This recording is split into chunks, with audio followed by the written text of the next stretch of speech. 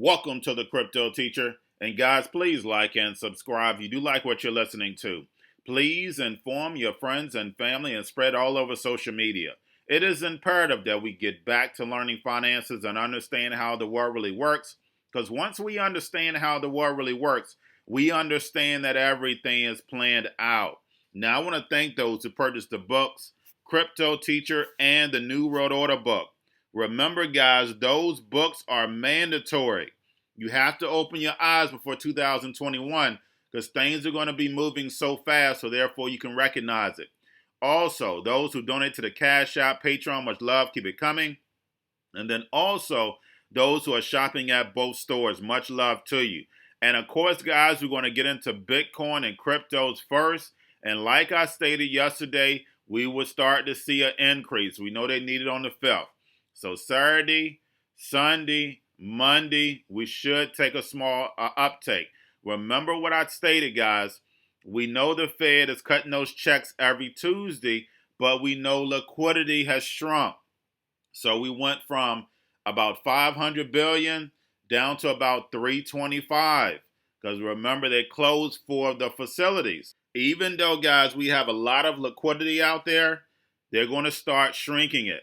So basically, of course, the stock market, like I stated, is going to get about a 3 to 7% correction, and the actual cryptos will get 10% or a little more correction the month of December. Now, guys, make sure we are looking at all of the indicators. Remember volume. We see volume is starting to shrink back to normal.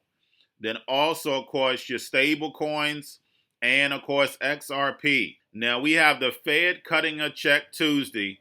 Plus, we know that the stimulus package is going to be announced this week. Now, guys, we know that when it comes to the actual cryptos, we moved up about 6,000 in 1 month. So we know that we're going to have a correction anyway. $6,000 in 1 month is ridiculous. And also, all this happened when BitMEX closed, when they're moving money to Venezuela. So, guys, we know the distractions, they do things behind the scenes. There was no reason that actual crypto should have pumped. There was no new news, except for, of course, Ethereum 2.0. But that really haven't even launched yet and hasn't proved itself for scaling. So the fact is there was a lot of operations going on behind the scenes. And I want to make sure that we focus on those. But let's get into the actual news, guys. We have Ethereum-only investors are growing. And that's basically from Grayscale. So, guys, we know why, because, of course, Ethereum 2.0 is supposed to be able to scale. Also, guys, I'm going to be doing another video on a Maribor.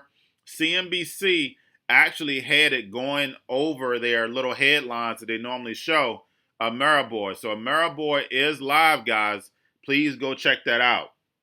And, guys, we have Ethereum ETF debut on Toronto Stock Exchange, 3IQ, and the ticker is QETH.U. So, guys, please make sure you check that out. I'm not your financial advisor. It's not financial advice.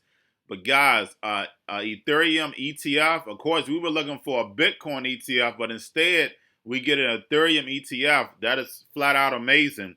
So definitely go check that out. Now, also, guys, we have China Central Bank plans on testing the digital currency inside of Hong Kong. So, guys, we know for a fact that in 2021, China's digital currency will be used by the masses next year. Of course, the United States stable coins are already being used, like I said, Venezuela. So we know for a fact the system works. It's definitely coming up. And just like I stated, that Toronto Ethereum ETF is definitely the news that we need that's going to catapult cryptos to the mainstream. The only thing we're missing right now is, of course, the Bitcoin ETF, and we know VanEck is working on that in America. Now we have the hard fork is coming to Cardano, which introduces token locking. And basically it will record how a token is being utilized on the ledger.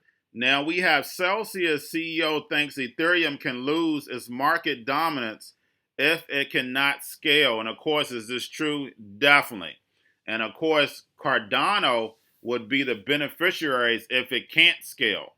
And guys, we know that. And we always hear the Cardano founder always say that. So Definitely Ethereum has a lot to prove, but I'm pretty sure that it's going to scale the type of money, the hundreds of millions of dollars these banks are throwing at it. So I'm pretty sure that's the goal. Now we have Michael Saylor, CEO of Microstrategy, comes out again and says he's bought $50 million more of Bitcoin. And just like I stated, guys, he keeps coming out in the face of the media when nobody knew him, and now he's in the, in the forefront. So he's an MIT guy. I'll probably do a video on him because there's definitely something suspicious behind this.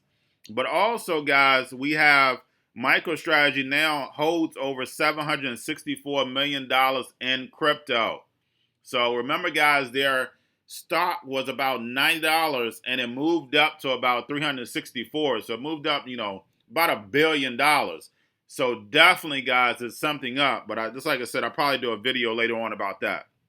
But, guys, we have Maxine Waters as the Biden administration is coming in to rescind the guidance that the OCC has made as far as with, being able to hold stable coins, and then also the custody measures.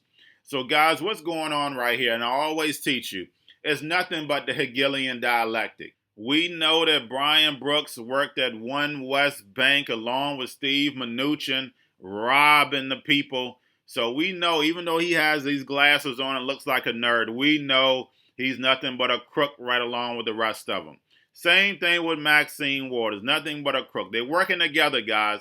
It's nothing but the Hegelian dialectic. That's it. So the fact is, of course, she's trying to fight something that they're trying to get approved. So the fact is, guys, we know that we're moving to the fourth industrial revolution. Part of the fourth industrial revolution is to tokenize everything. And we know blockchain and crypto is a part of that. We didn't hear her fighting or saying anything when they were moving those USDCs over to Venezuela. We don't hear anything like that in the real media, guys. So just understand that. Yeah, they'll write an article, but they know most people don't like to read. They just read the headlines and that's it. But the fact is, they're not going to run that on your regular television. They're just not going to do it. So, guys, do not fall for that. Maxine Waters is just a puppet along with the rest of the politicians. But there will be regulation coming into crypto. And, of course, that regulation is not going to be in favor of the people. We know that. Brian Brooks stated that regulation is coming. It's definitely coming. But it is never in the favor of the people. Now, guys, we have JD.com over in China, online retailer, is going to be one of the first to accept the digital yuan.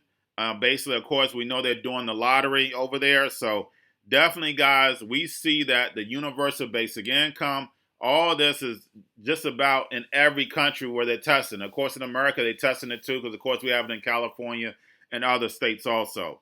And then lastly, guys, we have Binance earns over $800 million to $1 billion this year. Feeing people to death, guys. Feeing people to death. And I want to see how much Coinbase is making also. But definitely, guys, it's definitely money in fees. If you look at the banks collected over $30 billion in overdraft fees last year. $30 billion, guys. Amazing. That's how you get the poor. But, guys, that's all I have for you. Don't forget about the books, Cryptoteacher and the New World Order book. Also, if you're new to cryptos, Coinbase, Bitrue, Binance. Don't forget about the stocks, the stock channel, guys. You have the Cryptoteacher stocks. Don't forget to check the channel out. Of course, you have your Cobalt, your chip stocks, your gaming, your banking. Also, where everybody's sitting at home, you have the at-home stocks, the C word, the biotech stocks, guys. Don't forget they're still pumping and dumping those. And while everybody is at home getting free money and waiting on that free money, what are they doing? Drinking and smoking weed. Don't forget about those stocks, and y'all have a wonderful day. We're not going back to the same economy. We're recovering, but to a different economy, and it'll be one that is more leveraged to technology. And I worry that that is going to make it even more difficult than it was for many workers. In Silicon Valley, and my friends who work in technology know that what we did to the manufacturing workers, we are now going to do to the retail workers, the call center workers, the fast food workers, the truck drivers, and then even bookkeepers, accountants, insurance agents, lawyers, and on through the economy. So what happened to the manufacturing workers is a very clear sign of what's going to happen to these other workers moving forward. And I talked a little bit about retail.